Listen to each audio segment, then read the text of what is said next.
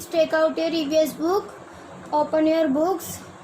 आज हम आपकी EVS का सेकंड चैप्टर पढ़ेंगे जिसका नाम है केयरिंग फॉर अदर्स, जिसका हिंदी में मतलब होता है दूसरों की देखभाल करना।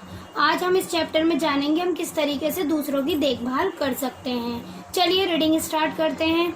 My mother works in the home, यानी मेरी माँ घर में काम करती है। फॉर द एजिड, यानी बूढ़े लोगों के लिए। एजिड लोग वो होते हैं जो 60 या 65 से अबव होते हैं। बूढ़े जो होते हैं उन्हें हम एजिड बोलते हैं, जैसे हमारे दादा दादी, नाना नानी। She often speaks about the all people living there, वह अक्सर वहाँ रहने वाले लोगों, पुराने लोगों के बारे में बोलती है। वन डे, एक दिन, I went to visit them, मैं उनसे मिलने गया। I saw that many of them are weak, यानी कमज़ोर, एंड अनेबल, यानी असमर्थ, to do their work themself. मैंने देखा कि उनमें से कई लोग कमज़ोर हैं और अपना काम खुद करने में असमर्थ हैं। असमर्थ मतलब अपना काम करने में योग्य नहीं है। I have decided to go there with my mother every Sunday and spend time with them, मैंने हर रविवार यानी संडे को अपनी माँ के साथ वहाँ जाने और उनके साथ समय बिताने का फैसला किया है। टॉपिक है ग्रोइंग ओल्ड, इसका मतलब होता है बढ़ती उम्र। बढ़ती उम्र वो कहलाती है जैसे बचपन से जवानी, जवानी से बुढ़ापा। ये क्या है? हमारी बढ़ती उम्र। बढ़ती उम्र हमें ये बताती है जब लोग जवान और ताकतवर होते हैं तो वे शक्ति और ताकत से भरे होते हैं। जैसे वे बड़े होते हैं वे शक्ति खो देते हैं और कमज़ोर और धीमे हो जाते हैं। यह आपने भी देखा होगा कि कि आपके दादा दादी हैं, अपनी जवानी में वे खुद काम कर लेते थे और लेकिन वे बुढ़ापे में अपना काम खुद नहीं कर पाते हैं। वे लंबे समय तक काम नहीं कर सकते हैं।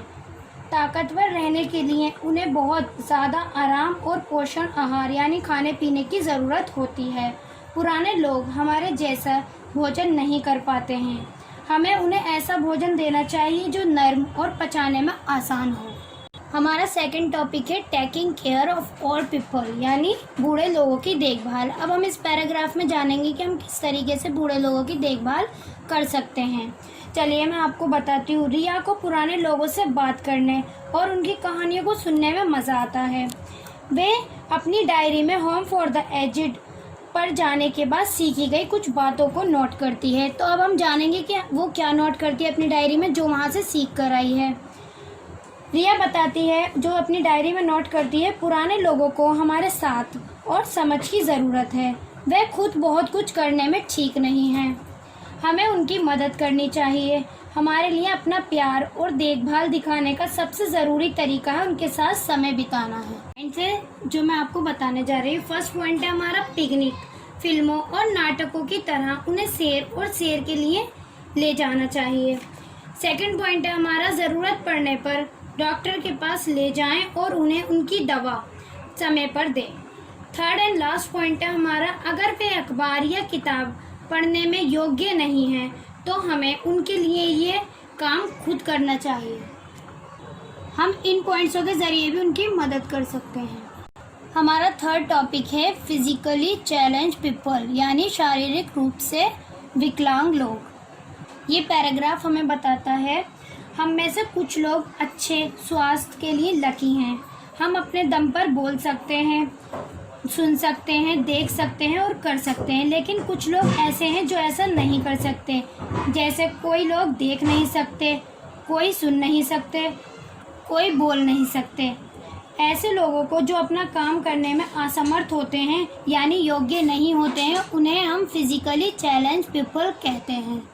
हम किस तरीके से फिजिकल चैलेंज पीपल की मदद कर सकते हैं मैं आपको वो बताने जा रही हूँ। जैसे कि हम उनकी ऐसे भी मदद कर सकते हैं, जैसे कुछ लोग देख नहीं पाते तो उनको रोड क्रॉस कराना चाहिए। और आजकल हम ट्रैवलिंग में भी देखते हैं कि कुछ लोग खड़े होने के योग्य नहीं होते हैं, तो हमें उन्हें अपनी सीट देकर उनकी मदद करनी चाहिए।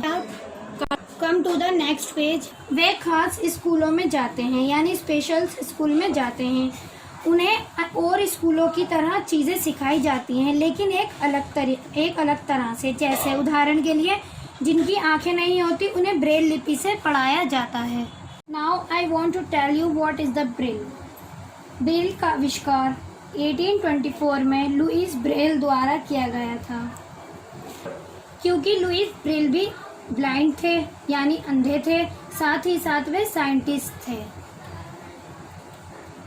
साइंटिस्ट मतलब वैज्ञानिक थे। ये उभरे हुए डॉट्स की श्रृंखला है जिस पर एक अंधा व्यक्ति अपने हाथों को घुमाता है और पढ़ता है। ब्रेल लेख की ब्रेल लेखक नामक मशीन पर किया जाता है। शारीरिक रूप से अक्षम लोगों में वे भी शामिल हैं जिनके शरीर के एक या एक से अधिक हिस्से गायब हैं। हम शारीरिक रूप से अक्षम लोगों को उनके साथ समय बिताने और उन्हें प्यार और चाहने में मदद कर सकते हैं। वे कुछ चीज़ें हैं जो हम उनके साथ अपने प्यार को दिखाने के लिए कर सकते हैं। नीचे कुछ पॉइंट्स दिए हुए हैं, उसमें बताया जा रहा है हम किस तरीके से उनकी मदद कर सकते हैं और उन्हें प्यार कर सकते हैं। ये कुछ पॉइंट्स हैं जो मैं आपको बताने जा रही हूँ। फर्स्ट पॉइंट है हमारा, उन पर हंसो मत या उन्हें चिढ़ाओ मत। उन पर हमें हंसना नहीं चाहिए, ना ही उन्हें हमें चिढ़ाना चाहिए।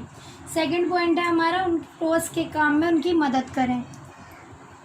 थर्ड पॉइंट है हमारा, उनके साथ खेलें और उन्हें अपने दिन का एक दिन मनोरंजन का हिस्सा बनाएं। फोर्थ पॉइंट है हमारा, उन्हें स्कूल जाने, पढ़ाई करने और एक शौक़ रखने के लिए मनाएं।